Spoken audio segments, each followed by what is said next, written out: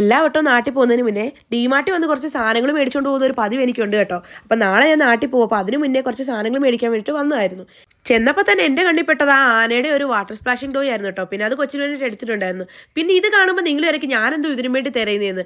ഞാനാണെങ്കിൽ കഴിഞ്ഞ വട്ടം വന്നപ്പോൾ ഈ ഒരു ബെഡ്ഷീറ്റ് കണ്ടിട്ടുണ്ടായിരുന്നു. എനിക്കത് ഭയങ്കരമായിട്ട് ഇഷ്ടപ്പെട്ടു. അന്ന് എടുക്കാൻ പറ്റിയില്ല. അപ്പോൾ അതെല്ലാം കൂടി തപ്പി പിടിക്കായിരുന്നു. പക്ഷെ എനിക്ക് കിട്ടിയില്ല കേട്ടോ. ഇത്രയും ദിവസമായില്ലേ. പിന്നെ ഇവിടെ നിന്ന് കുറേ ഡ്രസ്സ് നോക്കിയിട്ടുണ്ടായിരുന്നു. പക്ഷെ ഒന്നും എടുത്തില്ല കേട്ടോ. വണ്ടർലൈൻ്റെ ഡ്രസ്സായിരുന്നു അതല്ല. പിന്നെ ഈ ഒരു ഇത് നോക്കിയിട്ടുണ്ടായിരുന്നു. പക്ഷേ ഇതിൻ്റെ വില കണ്ടു കഴിഞ്ഞപ്പോൾ ഇച്ചിരി കൂടുതലായിരുന്നു. പിന്നെ എല്ലാ കാര്യം ഞങ്ങൾ എടുത്തുകൊണ്ട് വന്നപ്പോൾ എൻ്റെ 2 ഫ്രണ്ട്സിനെ കണ്ടായിരുന്നു. അവരെന്നോട് എപ്പോഴും പരാതി പറയും ഇവരെ ഒന്നും ഞാൻ വീഡിയോസിൽ കാണിക്കാറില്ല. അപ്പോൾ കണ്ടപാടെ അവരെ ഞാൻ വീഡിയോക്കകത്ത് കാണിച്ചു കേട്ടോ.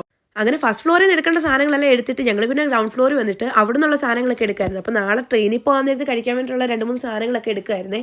ഇതെല്ലാം ഞാൻ എടുത്തിട്ടുണ്ടായിരുന്നു. പിന്നെ ഇതല്ലാതെ വീട്ടിലേക്ക് ആവശ്യമുള്ള വേറെ കുറച്ച് സാധനങ്ങൾ എടുത്തിട്ടുണ്ടായിരുന്നു കേട്ടോ. പിന്നെ അവസാനം ഇതെല്ലാം ബില്ലടിച്ച് കഴിഞ്ഞിട്ട് എല്ലാം റോളിലോട്ടൊക്കെ എടുത്തിട്ടിട്ട് പിന്നെ അവസാനം ഒരു ചെക്കിങ് കൂടി ഉണ്ട് കേട്ടോ.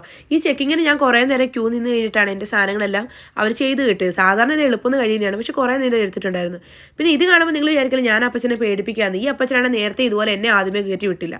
അപ്പോൾ ഈ വട്ടം അത് തന്നെ അപ്പച്ചൻ പിന്നെ ആദ്യമേ തന്നെ കയറിപ്പോയി. എല്ലാം കഴിഞ്ഞ് ഞങ്ങൾ പോയപ്പോൾ ഞങ്ങളുടെ വണ്ടിയാണെങ്കിൽ പെട്രോൾ തീർന്നിട്ട് വഴി വെച്ച് നിന്ന്. പിന്നെ ഞങ്ങൾ കുറേ ദൂരം തള്ളിയിട്ടുണ്ടായിരുന്നു. അത് കണ്ടപ്പോൾ 2 പേര് വന്ന് ഞങ്ങൾക്ക് വണ്ടി ഉന്തി ഞങ്ങളെ പെട്രോൾ അടിക്കാൻ വേണ്ടി കൊണ്ടുവന്നിട്ടുണ്ടായിരുന്നു. പിന്നെ അതിൻ്റെ ക്ഷീണം മാറ്റാൻ വേണ്ടി ഞങ്ങളൊരു കടയിൽ കയറി ബജിയൊക്കെ കഴിച്ചിട്ടുണ്ടായിരുന്നു. അപ്പോൾ വേറൊന്നുമില്ല. ബൈ.